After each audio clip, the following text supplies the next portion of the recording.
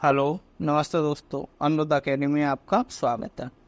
आज हम दोस्तों जल के बारे में पढ़ेंगे। जल है दोस्तों मानव शरीर का लगभग 60 से 80% भाग बनाता है। जल भोजन के बड़े बड़े अणु होते हैं, उनको छोटे छोटे अणुओं में तोड़ देता है और यह क्रिया जल अपघटन कहलाती है। और यह शरीर में होने वाली समस्त जैविक या जैव रासायनिक क्रियाओं के लिए माध्यम का भी कार्य करता है। जल की कमी से निर्जलीकरण डिहाइड्रेशन की समस्या उत्पन्न हो जाती है। जल है वो जीवों की वृद्धि एवं विकास में महत्वपूर्ण योगदान तो निभाता ही है, साथ में जल के बिना तो जीवों का जीवन संभव नहीं है। और सभी जीवों में पाए जाने वाला जीव द्रव्य होता है प्रोटोप्लाज्म, वो जल के मिश्रण से बने होते हैं। दोस्तों, जो जेलीफिश होती है उसके जीव द्रव्य में 95% जल और मानव के ब्लड एवं माइंड में 90% जल होता है। और सभी पेशी और तंत्रिकाओं नर्व्स में लगभग 80% जल होता है। और यहाँ तक कि जो शरीर का सबसे कठोर पदार्थ होता है दांतों पर पाया जाने वाला एनेमल, उसमें भी 2% जल होता है। और मानव के शरीर में तो लगभग 70% जल होता ही है। जलीय आवासों में पाए जाने वाले जीवों के लिए जल का पीएच मान, ताप आदि भी महत्वपूर्ण होते हैं।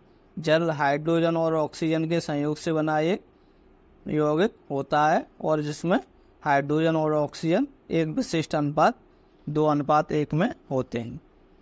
हमारी अर्थ पर लगभग 71% भाग पर जल पाया जाता है, इसलिए इसे नीला ग्रह भी कहते हैं। और इसमें 97% जल लवणी होता है जो महासागरों में पाया जाता है। अब दोस्तों जल स्रोत के बारे में बात करते हैं। मुख्यतः जल की जो उपलब्धता है उसके आधार पर ये 5 प्रकार के पाए जाते हैं। पहला दोस्तों लवणी या समुद्री जल। इसके अंतर्गत महासागरों में उपस्थित लवणी जल जिसका पीएच 8 होता है वो आता है। और इसके अंतर्गत महासागरीय जल में sodium, magnesium, calcium chloride, carbonate आदि के लवण उपस्थित होते हैं।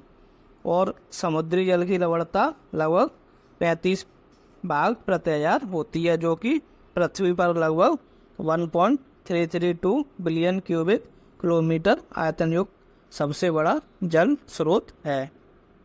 अब दोस्तों वर्षा जल की बात करते हैं। यह धरातल पर स्वच्छ जल या अलवणी जल का प्रमुख स्रोत होता है। वर्षा, ओलावृष्टि या हिमपात का निर्माण जल के वाष्पन एवं संघनन के द्वारा होता है। और वर्षा होती है वो सभी धरातलीय जल स्रोतों के पुनर्भरण का कार्य भी करती है।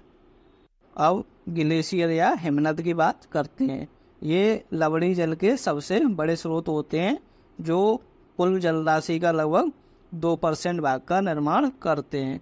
ये वर्षों से हिम या बर्फ के रूप में जमे ठोस संचित जल स्रोत होते हैं और ये मुख्यतः ध्रुवों पर एवं पर्वत श्रृंखलाओं पर पाए जाते हैं।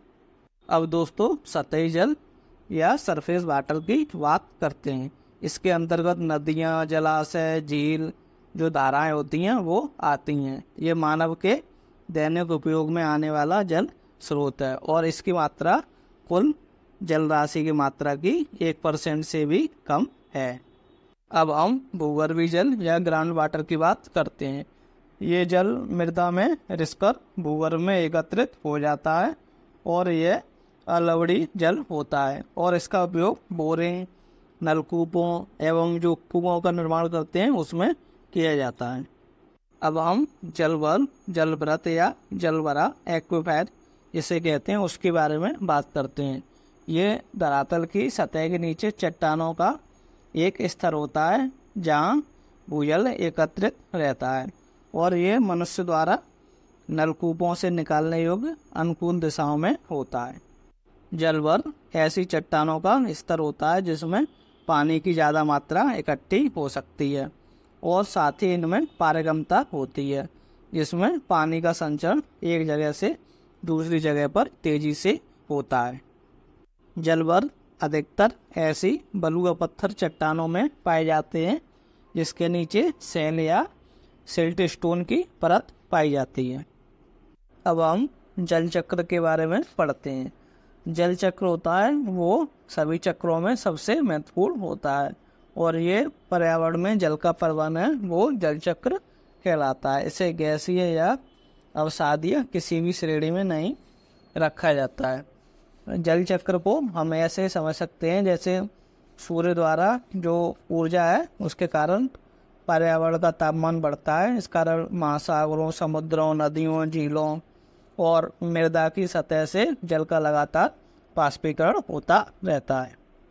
पादपों द्वारा ट्रांसपिरेशन की क्रिया में और जीवों द्वारा उत्सर्जन जैसे मूत्र, पसीना आदि द्वारा जल और जलवाष्प उत्सर्जित होती रहती है। सभी जीवों में रेस्पिरेशन क्रिया के फलस्वरूप भी जलवाष्प उत्पन्न होती है जो वायु में छोड़ दी जाती है और ये जलवाष्प हल्की होने के कारण वायुमंडल में इकट्ठी होती रहती है। जब वातावरण का तापमान गिरता है तो निम्न ताप पर जलवाष्प संघनित होकर कोहरा, धुंध, पाला, ओस आदि के रूप में या जल की बूंदों में बदल जाती है और यही बूंदें वर्षा अथवा हिम के रूप में पृथ्वी पर पुनः वापस आ जाती हैं। इस प्रकार जल चक्रण चलता रहता है। दोस्तों, जल चक्र के क्रम में जल की 3 अवस्थाएं पाई जाती हैं। पहली होती है गैस अवस्था। यह जलवाष्प के रूप में होती है और जलीय भागों से जलवाष्प बनती है और वायु में प्रवाहित हो जाती है।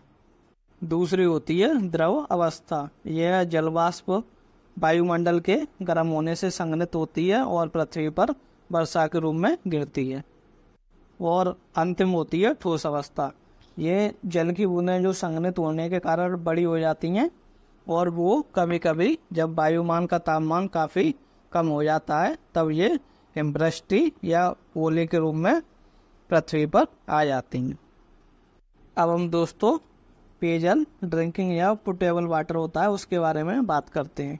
ये मानवों द्वारा ग्रहण कर सकने योग्य जो शुद्ध जल होता है वही पेयजल कहलाता है और पेयजल रंगहीन, गंधहीन, स्वादहीन और रोगाणुओं रहित होता है और इसका pH मान 7 होता है। या दोस्तों आपको वीडियो अच्छा लगा हो तो वीडियो को लाइक, शेयर और चैनल को सब्सक्राइब कर दीजिए। वीडियो देखने के लिए धन्यवाद।